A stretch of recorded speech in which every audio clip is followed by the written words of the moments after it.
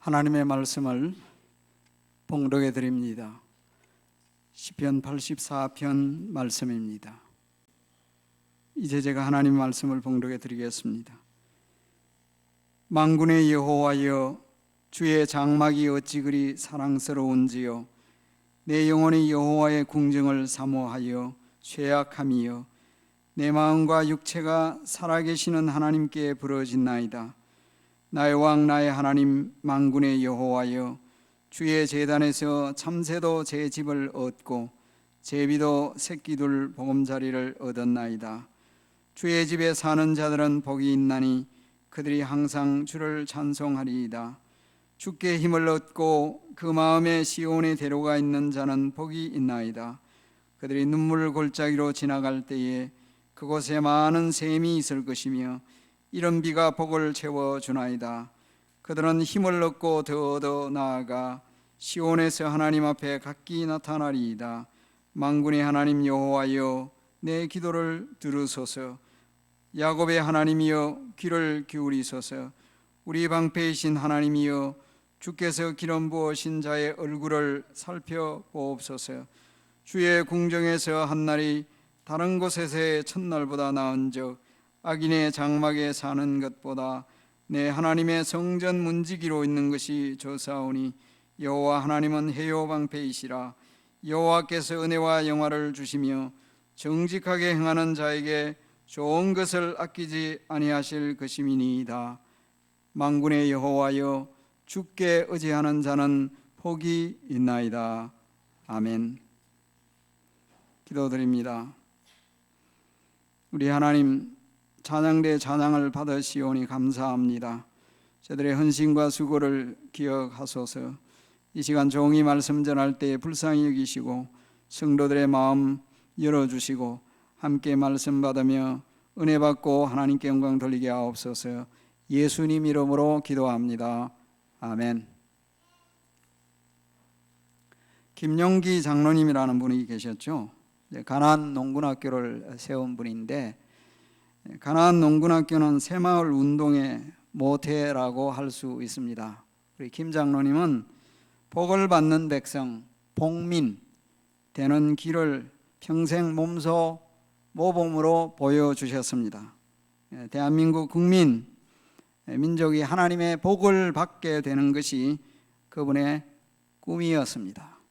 그분은 항상 마태복음 6장 33절에 너희는 먼저 그의 나라와 그의 의를 구하라, 이 말씀을 강조하셨습니다.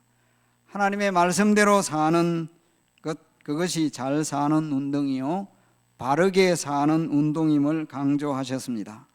한 손에는 성경을, 또 다른 한 손에는 괭이를 놓지 않는 삶을 사셨습니다. 그는 평소에 항상 고무신을 신고 다니셨는데, 그 당시에는 다 고무신 신고 다니셨지만은요, 그가 1966년 막사이 사이상, 그 당시에는 아시아의 노벨상이라고 했죠. 그 상을 수상하기 위해서 마닐라 식장으로 갈 때도 고무신을 신고 가셨습니다. 그 아들 되시는 김범일 장로님이 아버님에게, 아버지, 거기는 국제 무대인데 개인 성량을 그렇게 드러내시면 안 됩니다, 말씀을 들었다가 아버지에게 혼이 났습니다. 장로님은 수상 소감의 첫 마디를 이렇게 열었습니다. 저는 지금 고무신을 신었습니다. 저는 한국인이고 농부이고 남을 가르치는 사람이고 무엇보다도 크리스찬입니다. 그리고 장로이기 때문입니다. 무엇보다 저는 우리나라 사람들이 고무신을 영원히 신지 않는 사회를 만들고 싶습니다. 성도 여러분, 우리의 생애도 복된 생애가 되고 또 다른 사람들을 복되게 하는 삶이 되어야 하겠습니다. 오늘 본시에는 복이 있나니라는 말이 몇 차례 나오지요. 성경에 이 말은 여러 차례 나오는 말씀입니다. 복되도다. 시편 시작하는 1편에도 복 있는 사람은, 복되도다 이런 사람은 복으로 시작합니다. 신약 성경 요한계시록에 보면 7복이 나와요. 7가지 복에 대해서 말합니다. 성경은 복에 관한 책입니다. 오늘 저는 복된 사람, 즉 복이 있는 자들이라는 제목으로 오늘 본문 말씀에 근거해서 간단한 몇 가지로 말씀을 드리겠습니다. 본문 말씀에서는 어떤 사람이 복이 있는 자라고 합니까? 첫째 말씀드리고 싶은 것은 하나님을 섬기는 자, 예배하는 자가 복이 있습니다. 오늘 5절 말씀에 보면 주께 힘을 얻고 그 마음에 시온의 대로가 있는 자는 복이 있나이다 라고 했습니다. 물론 히브리어에서는 시온이라는 말이 나와 있지 않습니다. 순례자들이 가는 하이웨이입니다. 높은 길을 말했습니다. 그 마음에 큰 길이 있다. 내용상으로는 그 큰 길은 어떤 길이냐? 시온, 예루살렘으로 가는 길을 뜻하는 것이죠. 그래서 시인의 마음속에는 예루살렘으로 가는 큰 길 생각으로 꽉 차 있었습니다. 제가 일전에 말씀드린 적이 몇 번 있지만은 저 초등학교 시절에 저희 할아버지 할머니 댁에 그 시골에서 몇 년간 지낸 적이 있습니다. 그래서 저는 지금도 그 수십 년이 지나도 그 마을이 눈에 선해요. 신장로가 생각이 납니다. 교회당으로 가는 길등이 아직도 선명합니다. 동네 몇몇 아이들과 교회로 가던 추억들이 떠오릅니다. 겨울이 되면 빨리 어두워지잖아요. 수요일 밤에 수요 예배가 있었습니다. 어른들 수요 예배 이전에 아이들 수요 예배, 저녁 주일날도 저녁 어린이 주일 예배 다 있었죠. 겨울철 수요일 밤에는 어두운 밤길을 걸었던 기억들이 있습니다. 교회에 가는 것이, 교회당에 가는 것이 매우 즐거웠습니다. 혼자 갈 때도 있었는데 어린아이가 혼자 그 어두운 길을 가면서 무서워서 때로는 혼자 노래를, 찬송을 불렀죠. 큰 신장로 길을 지나다 보면 무덤도 지나잖아요. 그런데 무서울 때 찬송을 부르고 했습니다. 그 옛적의 신앙의 선배들은 교회당에 가는 것을 얼마나 즐거워했는지 모릅니다. 이 본문의 이 시인의 마음속에도 성전으로 올라가는 그 큰 길을 생각하면 가슴이 뭉클해졌던 것입니다. 그래서 하나님께 예배드릴 것 생각하면 힘이 생겼습니다. 하나님을 사모했던 것입니다. 하나님을 사모하는 자가 복이 있습니다. 하나님을 찾는 자가 복이 있습니다. 다윗은 시편 18편 1절에서 이렇게 고백합니다. 나의 힘이 되신 여호와여, 내가 주를 사랑하나이다. 시인 아삽은 시편 73편 25절에서 이렇게 노래합니다. 하늘에서는 주 외에 누가 내게 있으리요, 땅에서는 주 밖에 나의 사모할 리 없나이다. 성도 여러분, 우리의 마음에 하나님을 사랑하는 마음이 없다면 그 어떤 복도 참된 복이 될 수 없습니다. 시인은 성전을 사모했어요. 1절 2절 보면 알 수 있습니까? 왜 그렇게 이렇게 성전을 사모했습니까? 건물이 아름다웠습니까? 아닙니다. 그가 성전을 사모하는 마음이 얼마나 강했는지 참새와 제비가 부러울 정도였습니다. 참새와 제비가 주의 제단 가까이에 보금자리를 들고 있는 것이, 사는 것이 부럽기까지 한 것입니다. 10절 말씀에도 보면 주의 궁정에서 한 날이 다른 곳에서 첫날보다 나았다고 했습니다. 왜 그가 이렇게 성전을 사모합니까? 성전이 주님의 장막이고 주님의 궁정, 주님이 특별히 사시는 하나님의 집이기 때문입니다. 그래서 4절 말씀에도 보면 주의 집에 사는 자들은 복이 있나니 라고 했습니다. 성전에 누가 살고 있었습니까? 제사장들이 살고 있었습니다. 레위인들이 살고 있었습니다. 오늘 신약의 제사장이 누구입니까? 누가 레위인입니까? 저와 여러분이 제사장이요, 저와 여러분이 레위인입니다. 하나님의 집에서 예배할 수 있는 그들이 축복이었듯이 복을 받은 것처럼 저와 여러분도 이렇게 복받은 사람들인 것이죠. 제사장들은 하나님의 백성들을 대표해 예배 인도했습니다. 성도 여러분, 오늘도 예배당에 나오신 것은 사람 보기 위해서 나온 것도 있지만은 우리 살아계신 하나님께 예배하기 위해서 나온 것입니다. 오늘 본문에도 시인은 말하기를 살아계신 하나님께 예배한다 표현을 했습니다. 살아계신 하나님께 부러짓는다 표현했습니다. 우리 하나님께 예배할 때에 이런 믿음으로 예배할 수 있기를 바랍니다.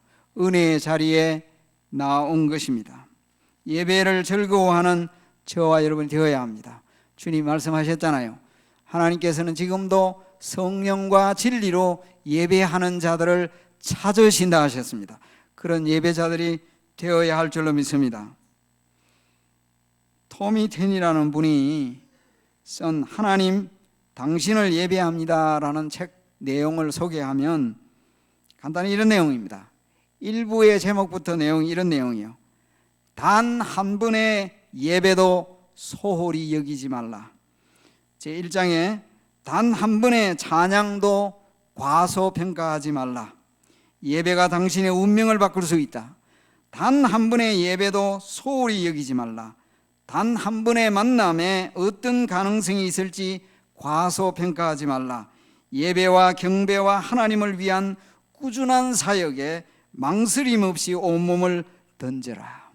2부의 내용은요, 당신이 들을 수 있는 최고의 경배를 드려라.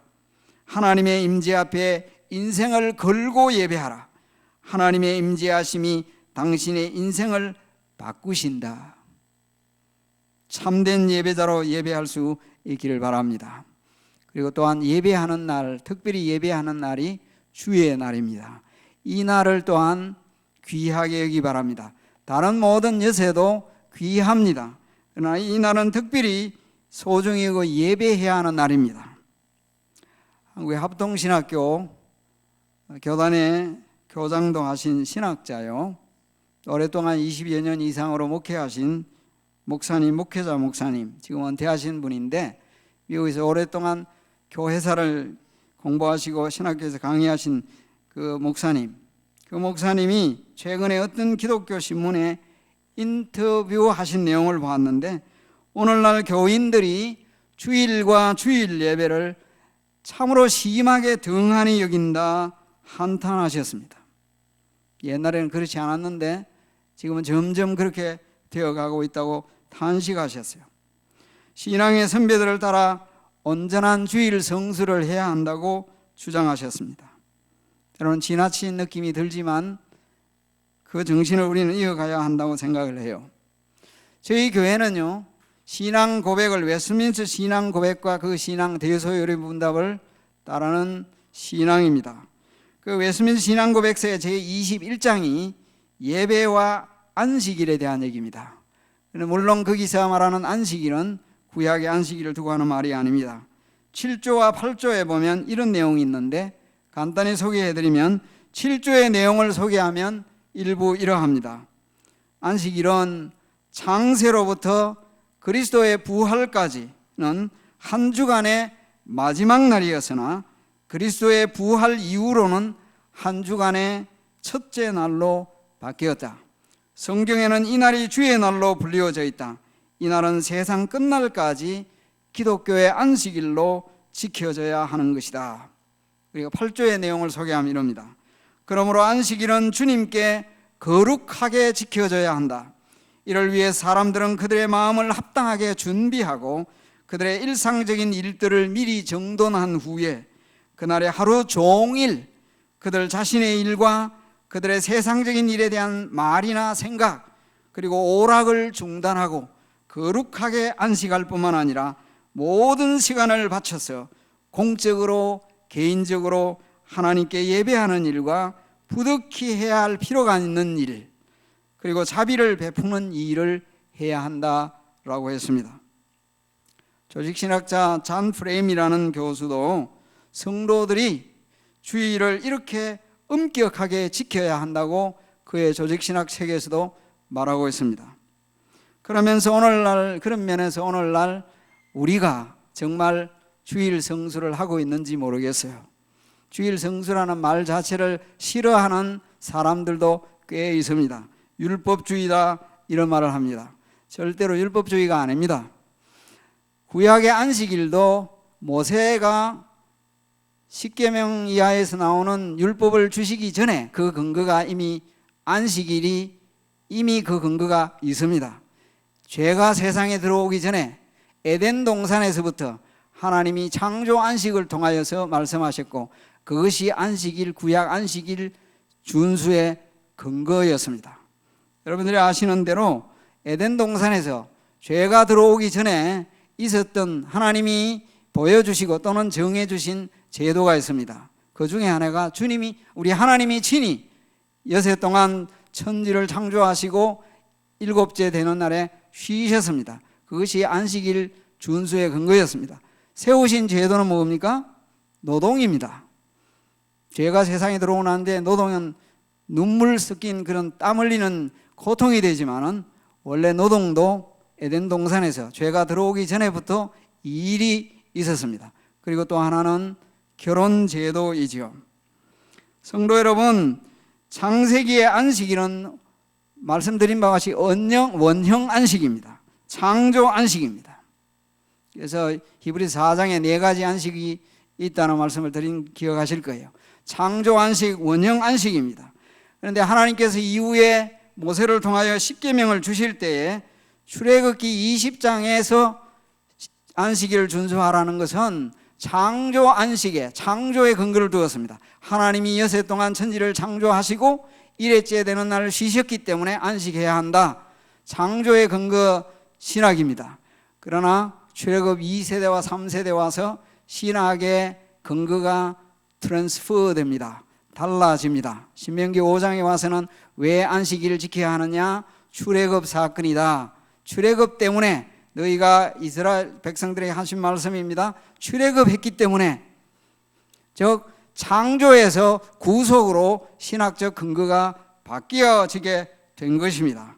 새 언약 백성인 우리는 예수 그리스도를 통하여 새 창조가 완성된 날, 주의 날입니다. 영원한 구속, 새로운 구속이 완성된 날, 이 날에 주님의 날에 새로운 안식일로 지키는 것입니다. 우리는 이 날을 그래서 중요하게 여깁니다. 또한 이 날을 지키는 이유는 미래의 영원한 안식을 내다보기 때문에 이 소망 가운데서 지킵니다. 우리가 이 날을 특별히 지키는 것은 세상 사람들과 구별되었다는 사실을 신앙으로 고백하고 세상에 선포하는 일이기도 합니다.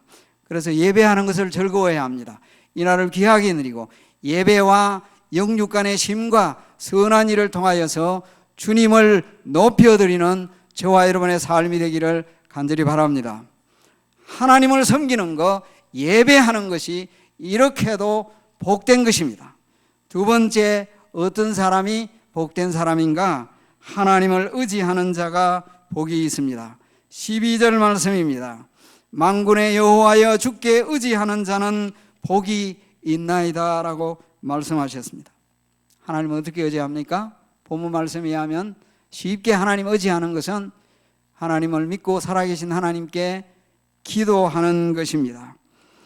시인은 이렇게 8절에서 말하고 있습니다. 만군의 하나님 여호와여 내 기도를 들으소서, 야곱의 하나님이여 귀를 기울이소서.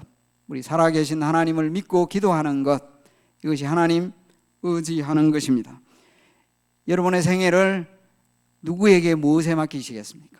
자식에게요? 물질에요? 국가 권력에요? 그 아무 어떤 것도 영원하지 않습니다. 하나님을 전적으로 의지하고 하나님께 맡겨야 합니다. 어떻게 하나님 의지합니까? 하나님의 말씀을 확실하게 믿고 하나님의 말씀대로, 성경 말씀대로 살아가는 것, 그것이 바로 하나님 의지하는 거예요. 최근에 여러분들이 패스트 푸드 체인점인 칙필레에 대한 기사를 아마 읽은 적이 있을 것입니다. 이미 이것은 기독교 신문에서는 더 일찍이 나온 것인데 일반 신문에서는 좀 늦게 기사로 실려졌습니다. 이 칙필레는 기독교 정신을 가진 기업이죠. 그래서 동성애 등을 공공연하게 반대한다는 사실 때문에 수년 동안 지금 순환을 당해오고 있습니다. 많은 사람들이 말로 공격하고 또 여러 가지를 공격하고 있습니다. 그래서 대학가 등에서는 판매 금지, 퇴출 등을 당해오고 있습니다.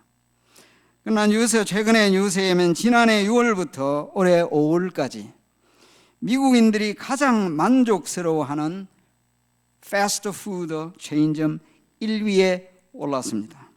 46개의 패스트푸드 체인점 가운데 고객평가 설문조사에서 4년 연속 1위입니다.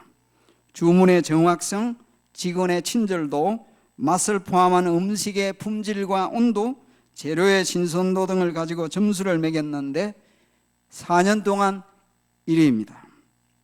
성도 여러분, 사업을 하든지 직장 생활을 하든지 기독교 정신, 예수님 정신으로 일해야 합니다. 하나님을 전적으로 의지하고 정직하게 바르게 일을 해야 합니다. 여러분, 일을 왜 합니까? 일을 하는 이유가 뭡니까? 첫째는 내 자신을 위해서 합니다. 일을 통하여서 의식주 해결해야 되기 때문에 나의 필요를 채우기 위하여 일을 하는 것입니다. 그리고 일하면서 보람을 느껴요. 일하면서 자신이 이 일을 할 수 있다는 사실 때문에 보람을 느낍니다. 두 번째, 일을 왜 하느냐? 다른 사람에게 유익을 주기 때문에 그러합니다. 선한 일, 바른 일은 이 일을 통해 다른 사람이 도움을 받습니다. 그러나 그 일이 나쁜 일일 경우에는 그 다른 사람에게 해를 끼칩니다. 그래서 세상의 다른 모든 일들도 제대로 되는 일은 다른 사람에게 도움을 주는 것입니다. 여러분들이 어떤 형태로든지 일을 할 때 다른 사람들이 도움을 받잖아요. 그렇게 일을 하는 것이에요. 그러나 최종적으로 일을 하는 이유, 무슨 이유 때문입니까? 하나님의 영광을 위하여 하는 것입니다. 먹든지 마시든지 무엇을 하든지 하나님의 영광을 위하여 하라. 예수 그리스도의 이름으로 하나님의 영광을 위하여 해야 되는 것입니다. 일전에도 말씀드린 적이 있습니다만 제가 칙빌려 얘기를 했으니까 그다음 얘기를 하겠습니다. 거기 공식 웹사이트에도 지금도 들어가 보면 주일날은 이들은 클로즈 하잖아요. 아무리 바쁜 지금 큰 몰에도, 이런 큰 몰에도 다른 매장에서는 사람들이 바글바글 해도 그 칙필레 매장은 주일날은 지금도 공식적으로 클로즈 상태입니다. 닫혀 있습니다. 왜 닫아 놓느냐 이유를 이렇게 소개하고 있습니다. 중간에 잠시 이제 그 요약을 하자면 이런 내용입니다. 우리의 창업자 트루엣 캐티는 중간에 생략합니다.